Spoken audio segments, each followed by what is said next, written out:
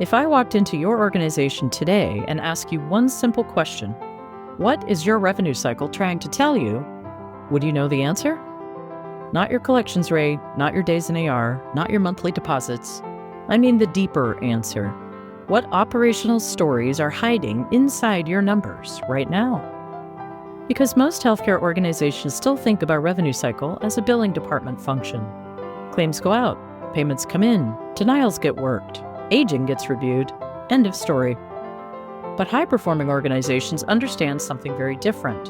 Your revenue cycle is not just billing, it's operational intelligence. It is one of the clearest mirrors of how your organization is actually functioning. Welcome to Medical Money Matters, the podcast where you can find experts, answers, and resources so that you can achieve mastery over the financial and business aspects of your practice. Hello, everyone. I'm your host, Jill Arena. I began my career in accounting and finance, and I have more than 30 years of experience running medical groups. I own and operate a national healthcare consulting and revenue cycle company, and I am the author of Physician Heal Thy Financial Self. In 2020, I co-founded the Physician Leadership Project, and in 2025, I released Physician's Edge, the first of its kind CME-accredited online business education for physicians. My passion is to increase financial and business literacy for physicians. Episode 186. Your revenue cycle is talking. Are you listening? If I walked into your organization today and asked you one simple question, what is your revenue cycle trying to tell you? Would you know the answer? Not your collections rate, not your days in AR, not your monthly deposits. I mean the deeper answer. What operational stories are hiding inside your numbers right now? Because most healthcare organizations still think about revenue cycle as a billing department function. Claims go out, payments come in, denials get worked, aging gets reviewed, end of story. But high-performing organizations understand something very different. Your revenue cycle is not just billing. It's operational intelligence. It is one of the clearest mirrors of how your organization is actually functioning. Every metric tells a story. Your denial patterns tell stories. Your charge lag tells stories. Your payer behavior tells stories. Your provider coding and undercoding variation tells stories. Your scheduling data tells stories.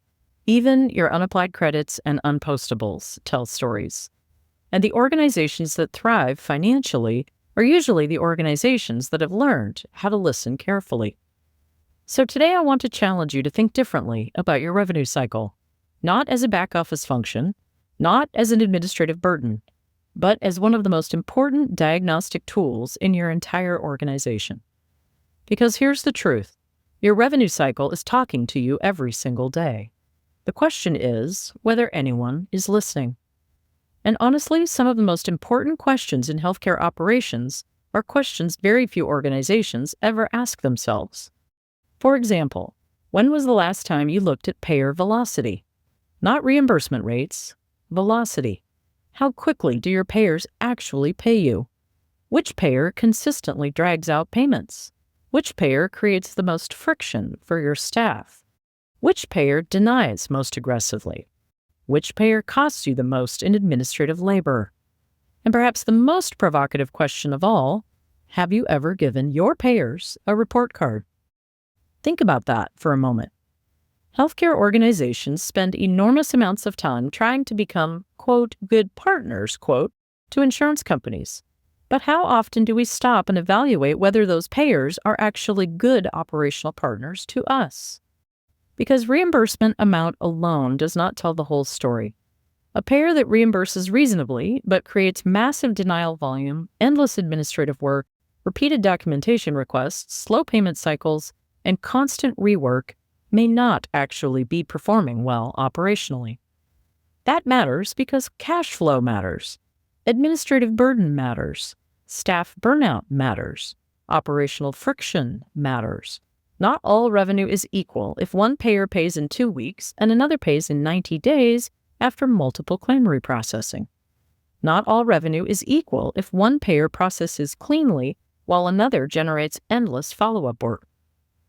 This is where strong organizations begin distinguishing themselves operationally.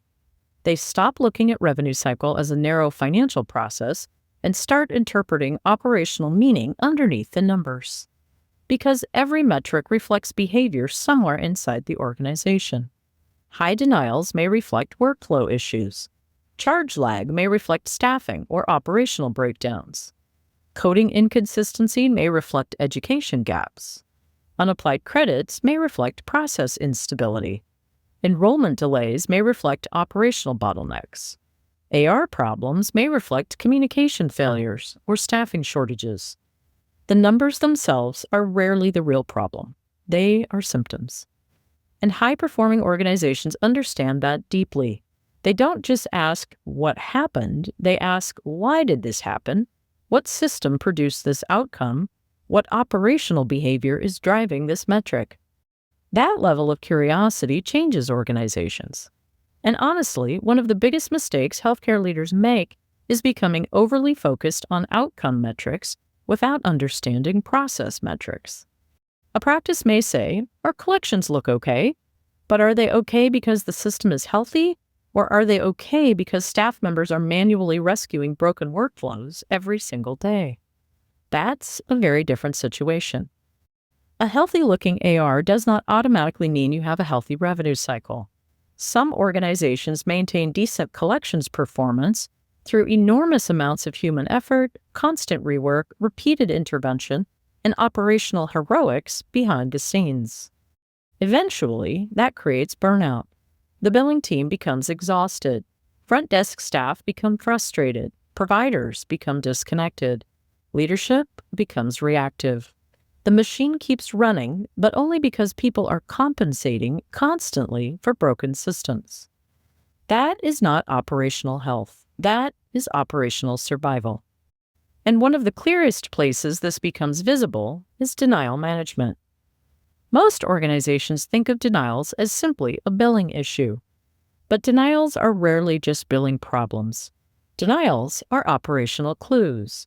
They usually point towards something deeper: workflow breakdowns, eligibility problems, coding inconsistency, documentation gaps, training deficiencies, poor communication, technology configuration issues, or authorization failures.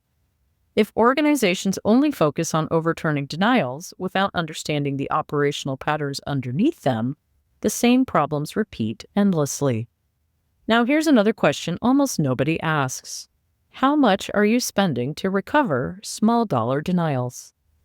That's an uncomfortable conversation because many organizations proudly celebrate aggressive denial recovery without ever calculating the labor cost attached to that work. How much staff time is being consumed? How many interruptions are occurring every day? How much rework is happening?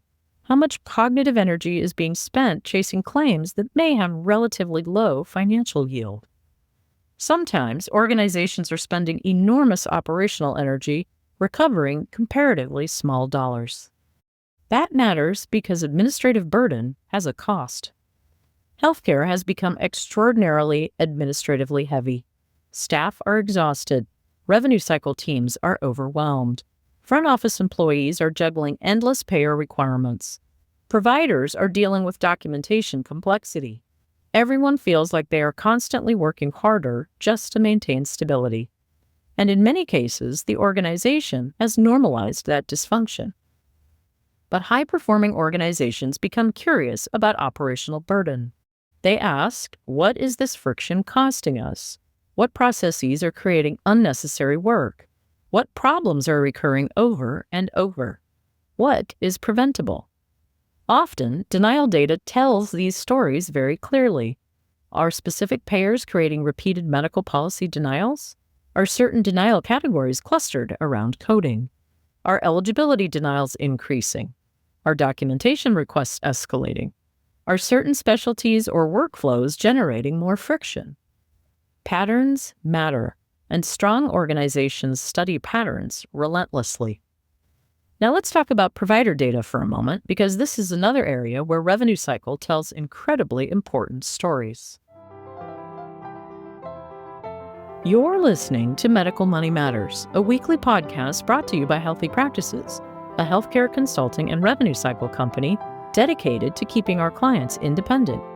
If you're looking for more ways to strengthen your business skills, check out Physician's Edge, the first of its kind CME-accredited online business education for physicians. It's a mini MBA online course designed to help you master the financial side of your practice. You can find that and more about how we support practices like yours at healtheps.com. That's www.healtheps.com. And don't forget to follow or subscribe so you never miss a new episode. Large variation in provider coding patterns almost always deserves a closer look. That does not automatically mean anyone is doing anything wrong, but it does mean something operationally important may be happening. Some physicians may be undercoding due to fear. Some may have documentation inefficiencies. Some may have both. Some may have workflow differences. Newer physicians may need support. Certain providers may not fully understand updated coding rules. Others may be documenting excessively and inefficiently. High-performing organizations understand that coding variation is often an educational opportunity, not a disciplinary issue. That's a very important distinction because too many organizations create fear around coding discussions, and fear suppresses healthy operational conversations. The goal is not forcing physicians to, quote, match benchmarks, end quote. National benchmarks are guides, not commandments, and as we've said in previous episodes, they are irreparably skewed by the trend toward undercoding over the past many years. The goal is accurate coding supported by legitimate documentation that reflects actual patient complexity. Nothing more, nothing less. But when organizations completely ignore provider variation, they miss opportunities for education, operational alignment, and revenue integrity improvement. Strong organizations stay curious instead of reactive. And perhaps one of the most overlooked areas of operational intelligence is what I call quiet financial leakage. These are the small operational problems nobody talks about because they don't feel dramatic individually. Unapplied credits, unpostables, enrollment delays, scheduling inefficiencies, open appointment slots, cancellation patterns, missing workflows, and manual workarounds. Tiny leaks. But tiny leaks compound over time. A few unresolved enrollment or credentialing issues can delay enormous amounts of reimbursement. A few inefficient workflows can consume thousands of hours annually. A few recurring coding mistakes can create endless denial churn. Organizations often tolerate these problems for years because they evolve slowly. Nobody notices the cumulative effect until the operational burden becomes overwhelming. Scheduling is another excellent example. Most organizations measure no-shows and cancellations, but very few deeply analyze scheduling behavior operationally. Are cancellations truly cancellations, or are many actual reschedules? Are providers genuinely full? Are open slots caused by low demand, poor template design, staffing instability, or workflow inefficiencies? Are scheduling rules helping the organization or hurting it? Again, every metric tells a story. One of the strongest characteristics of high-performing organizations is operational curiosity. They consistently ask, what is this data trying to teach us? Not, who can we blame? That mindset difference matters enormously. Healthy organizations investigate operational problems without shame. They create transparency, they educate teams, they improve workflows, and they reduce friction systematically. Weak organizations tend to panic, blame, or avoid difficult conversations entirely. Strong organizations become students of their own operations. And perhaps the most sophisticated organizations eventually recognize that revenue cycle is actually a leadership function, not just an administrative one. Because revenue cycle reflects culture. It reflects communication quality, training effectiveness, operational discipline, leadership clarity, workflow design, staffing adequacy, technology infrastructure, and provider engagement. Everything shows up eventually in the numbers. And this is why I believe revenue cycle discussions should never be isolated inside the billing office alone. These conversations belong at the leadership table. Organizations that understand their revenue cycle deeply usually understand themselves more deeply overall. They identify friction faster, adapt more quickly, improve systems earlier, reduce burnout more effectively, and protect financial stability more intelligently. And honestly, all of this matters now more than ever. Healthcare organizations are under enormous pressure. Margins are tightening, labor costs are rising, payer complexity continues increasing, administrative burden is growing, physicians are exhausted, staff turnover remains challenging. Organizations can no longer afford operational blindness. The margin for inefficiency has become too small.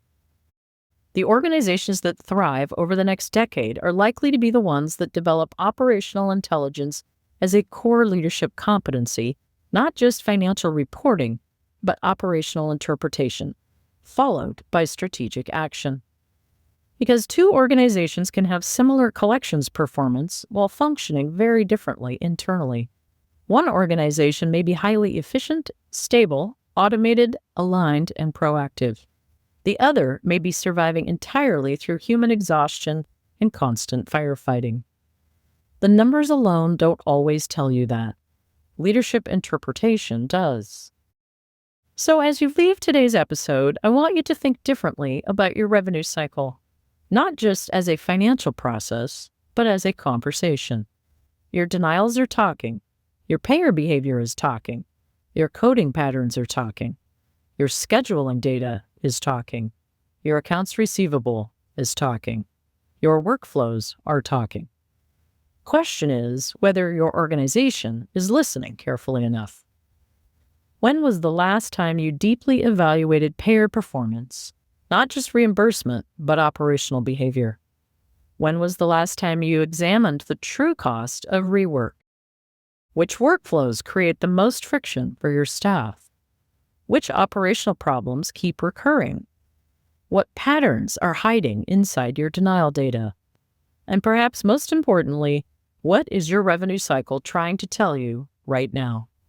Because the strongest organizations don't simply collect money better. They conduct routine, deep revenue cycle assessments to truly understand what's happening. They understand themselves better. Thank you so much for joining me for this episode of Medical Money Matters. If this conversation resonated with you, please share it with a physician leader, administrator, or colleague who needs to hear it. And if you'd like to have our team conduct a revenue cycle assessment for you, we're happy to talk. Until next time. Before we wrap up, if today's conversation has you even a little bit curious about how your revenue cycle is actually performing, I want to offer you a very simple place to start. At Healthy Practices, we offer a free revenue cycle vitals check where we take a quick but meaningful look at your key metrics, things like accounts receivable, collection rates, and denial patterns, to help you understand where you are and where there may be opportunities. For many practices, that alone is eye-opening. And if those results warrant a deeper dive, we also offer a comprehensive revenue cycle assessment where we take a full, structured look at your systems, workflows, and performance, including your payment velocity. That's where we can really identify what's working, what's not, and exactly how to improve it in a tailored revenue cycle strategic plan. From there, we can support you in a couple of different ways. If your AR needs attention now, we can step in short-term to help clean things up, improve cash flow, and get your revenue cycle back on track.